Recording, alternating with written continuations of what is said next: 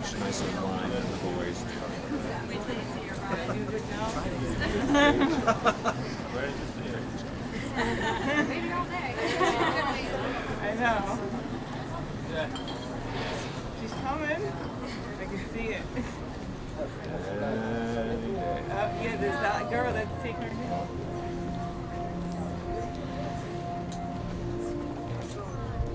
Sounds like you too.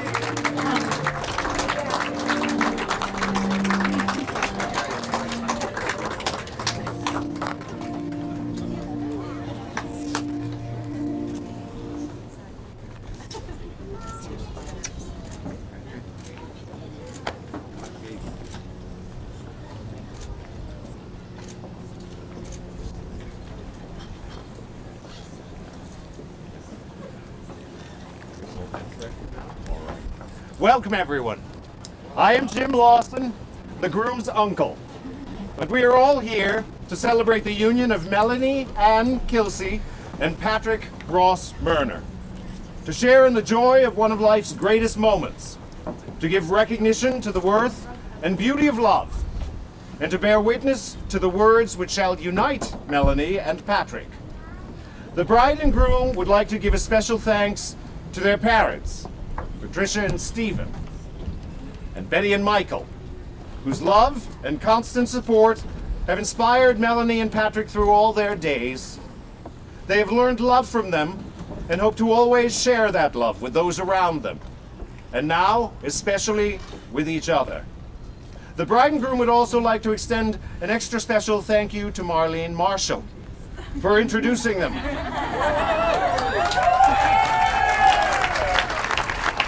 Without her, this day might not be possible. Melanie and Patrick have asked that we take a moment to remember those loved ones who are no longer with us. John and Esma, George and Alice, Fred, Mary, Michelle, Jackie, Eleanor and Michael, Edith and Bud, and Olga and Alfred. They are here in spirit and in our hearts. Melanie and Patrick have chosen to write their own vows and hope that these words reflect not only their beliefs, but of all those who have shaped their hearts, indeed their very lives. Lord, behold our family here assembled.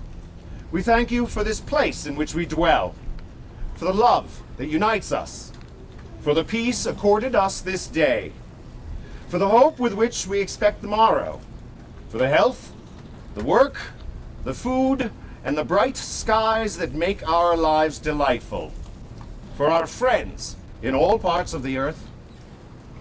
God in heaven above, please protect the ones we love. We honor all creation as Melanie and Patrick pledge their hearts and lives to one another. We honor Mother Earth and ask for their marriage to be abundant and grow stronger through the seasons. We honor fire and ask that their union be warm and glowing with love in their hearts. We honor the wind and ask that they sail through life safe and calm as in our Father's arms. We honor water to clean and soothe their relationship that it may never thirst for love. With all the forces in the created universe, we pray for harmony and true happiness as they forever grow young together. And now we'll have a reading by Missy St. Martin.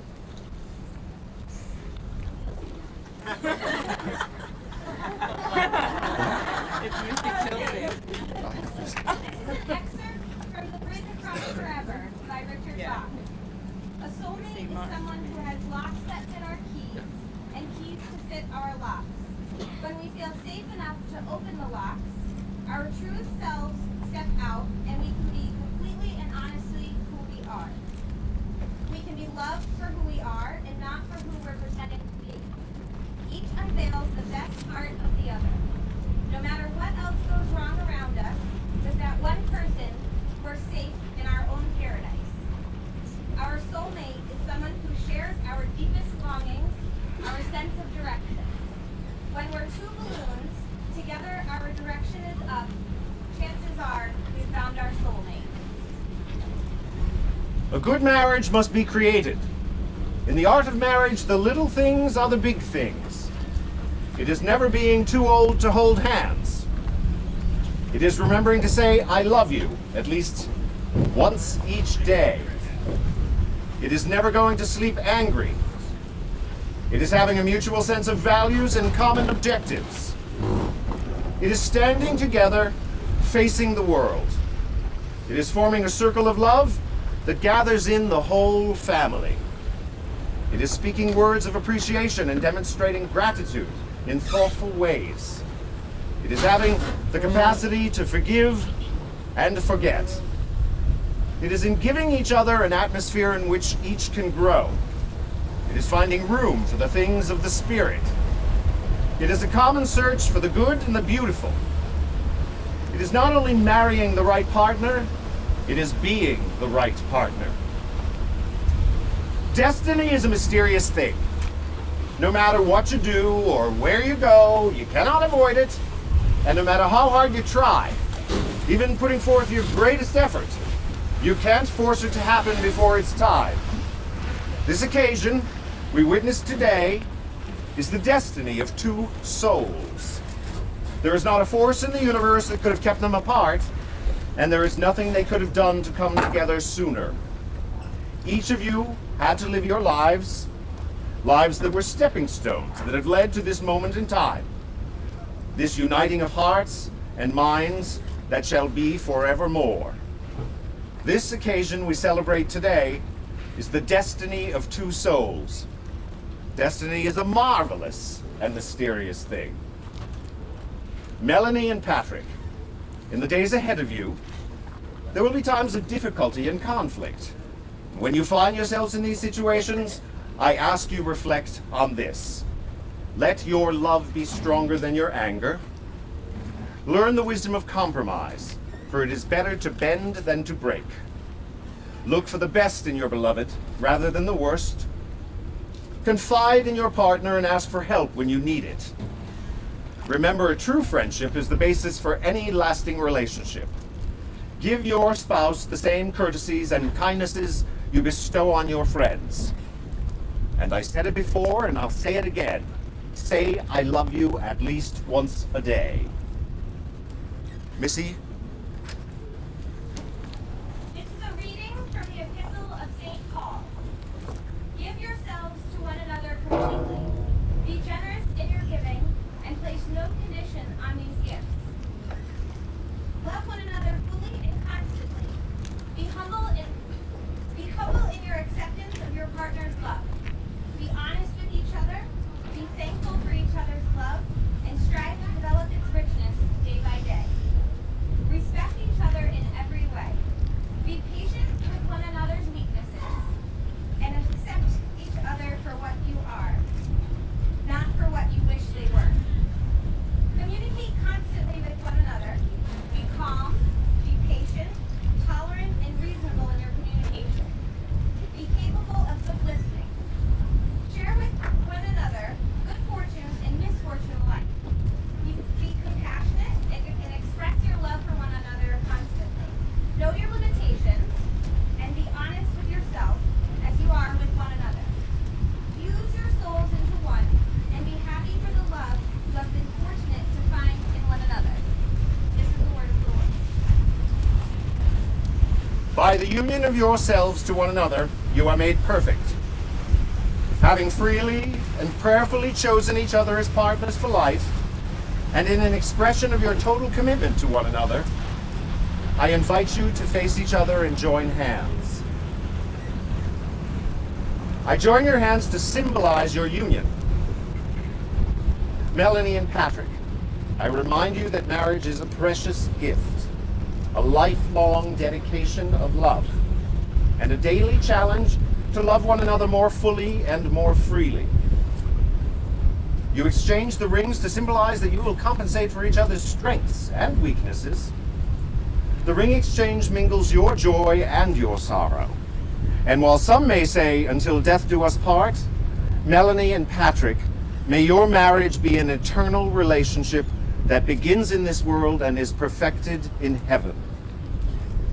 Robert Fulghum, in his piece called Union, reminds us, you have known each other from the first glance of acquaintance to this point of commitment. At some point, you decided to marry.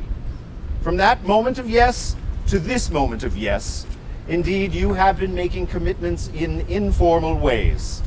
All of those conversations that were held in a car, or over a meal, or during long walks, all those conversations that began with, when we're married, and continue with, I will, and you will, and we will, and all those late night talks that included someday, and somehow, and maybe, and all those promises that are unspoken matters of the heart, all these common things and more are the real process of a wedding. The symbolic vows that you now make are a way of saying to one another, you know all those things that we promised and hoped and dreamed? Well, I meant it all. Every word. Look at one another and remember this moment in time. Before this moment, you've been many things to one another. Acquaintance, friend, companion, lover, dancing partner, even teacher, for you have learned much from one another.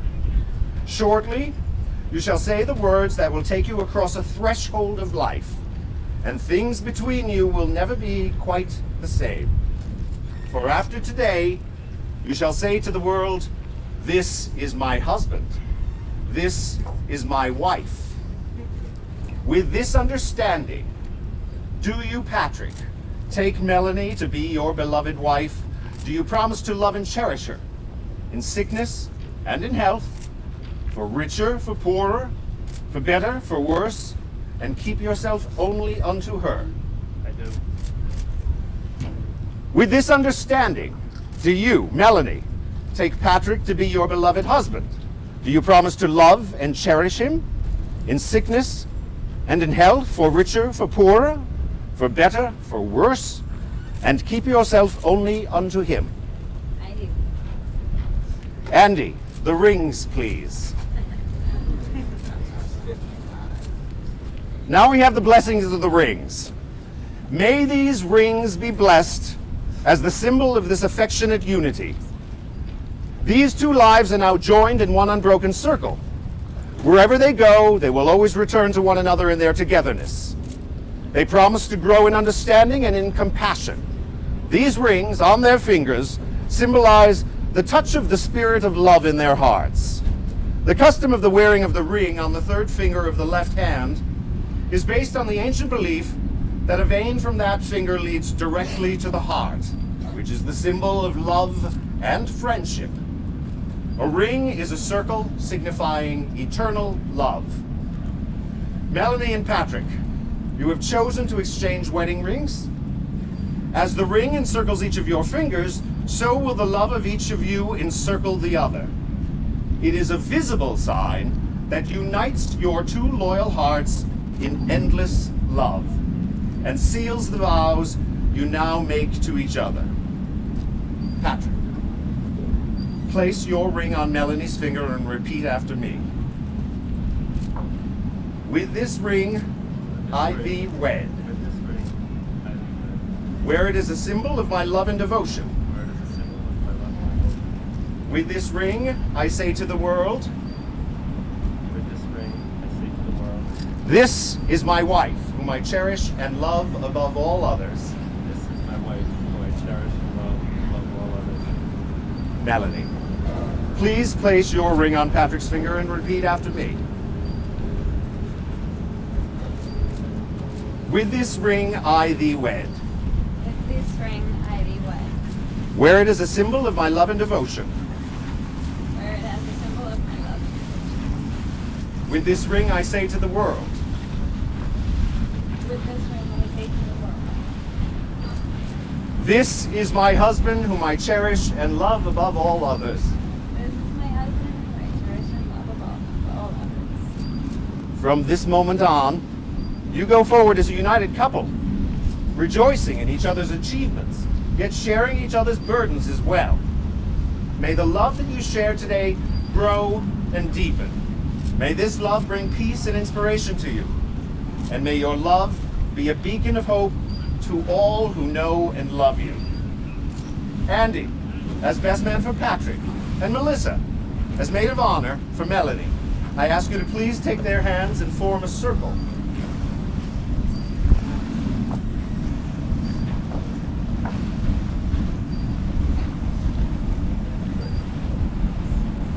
Andy and Melissa, you are asked to follow Melanie and Patrick as witnesses in their new union and pledge lifelong moral and spiritual support to them. Please walk in a circle 3 times. This is the dance of Isaiah, an expression of joy, a celebration. It is symbolic of Melanie and Patrick stepping apart from the world they have known to a new union with God. The circle they form represents the eternity of marriage with neither beginning nor end.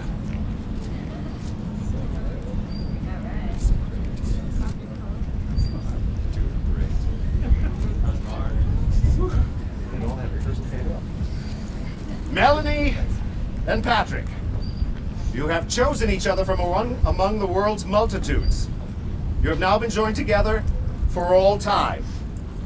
Melanie and Patrick, you have pledged your love and faith to each other, sealed your vows, and in giving and receiving of rings, and have expressed your complete and pure dedication to one another before God and this gathering. Therefore, it is by the authority vested in me by the state of Rhode Island, I now pronounce you husband and wife. You may kiss the bride.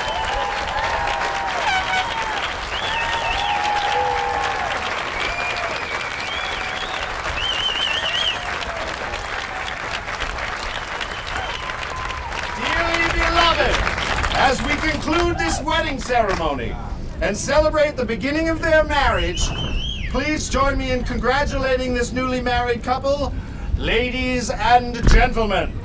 It is my honor and pleasure to present to you for the first time, Melanie and Patrick Murner.